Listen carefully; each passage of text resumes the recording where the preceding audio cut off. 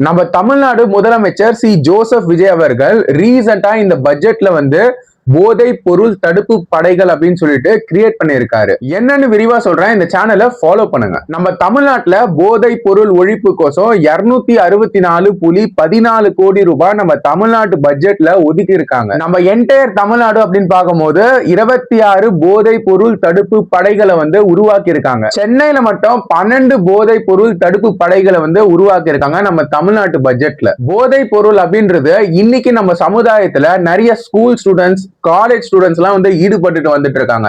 நம்ம சமுதாயத்துல நிறைய இடத்துல பார்த்திருப்போம். அதாவது சின்ன சின்ன குழந்தைகள், அதாவது 10வது 12வது ஏன் காலேஜ் படிக்கக்கூடிய பசங்களாம் போதை பொருள் யூஸ் பண்ணிட்டு இருக்காங்க. சரி அஜித், இந்த போதை பொருள் தடுப்பு படைகள்லாம் தேவையா நம்ம தமிழ்நாட்டுக்குன்னா? நிச்சயமா தேவை. ஏன் அப்படின்னா இன்னைக்கு இருக்கக்கூடிய யங்ஸ்டர்ஸ், இளைஞர்கள் தான் வருங்காலத்தோட அசட், அதாவது சொத்து அப்படின்னு சொல்லலாம். நம்ம கண்ட்ரி என்னதான் விக்ஷித் பாரத், அதாவது டெவலப்டு இந்தியாவா 2047 ஆகணும் அப்படின்னு பல முயற்சி எடுத்துட்டு வந்தாலும் இந்த ட்ரக் அப்படின்றது நம்ம சொசைட்டில பெரிய பேர்டனா தான் இருக்கு. போதை பொருட்களை தமிழ்நாட்டில் வேறறுக்க அரசுக்கு துணை நிற்பேன். மாநிலத்தின் வளர்ச்சிக்கும் மக்களின் நல்வாழ்விற்கும் நான் அர்ப்பணிப்புடன் பங்காற்றுவேன் என்று உளமாற உறுதி கூறுகிறேன்.